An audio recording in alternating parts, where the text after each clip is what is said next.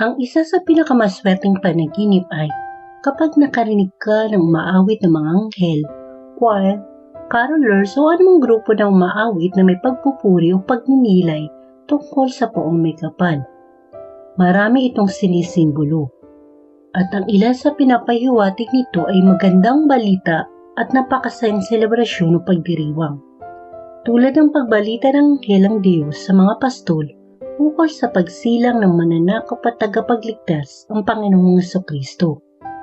At tulad ng masayang pag-awit ng mga anghel upang ipagdiwang ang pagsilang ng ating Panginoong Hesus. Isa rin sa pinapahiwatig nito ay ang parating na bisita. Tulad ng pagdalaw ng mga pastol at 3 haring mago sa sanggol ang Panginoong Hesus. At syempre, nagpapahiwatig din ito ng pagbibigayan, paghahandog at pasasalamat.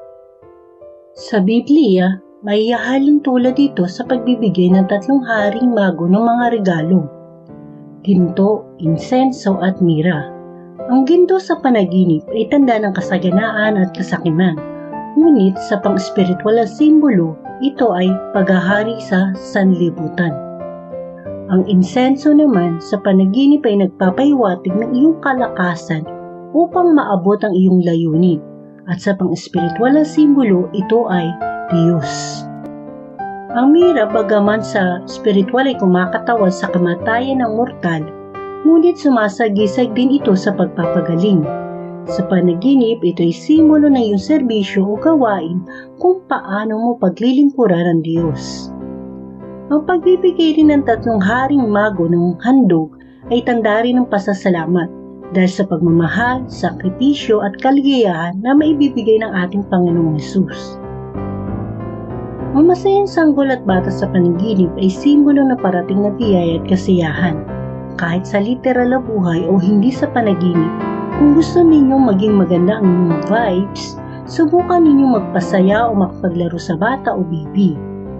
Yung tawa o ngiti na magmumula sa kanila ay isang napakalakas na enerhiya na makakapagbigay sa inyo ng lakas o motivation na maging masaya at positibo sa buhay. At kapag gano'n ang pakiramdam niyo, asahan niyo ang swerte at pagpapala ay malapit sa inyo. Laging tandaan na ang mga panaginip ay hindi literal na kahulugan, ngunit simboliko at maaaring may nakatagong personal na mga mensahe para sa iyo.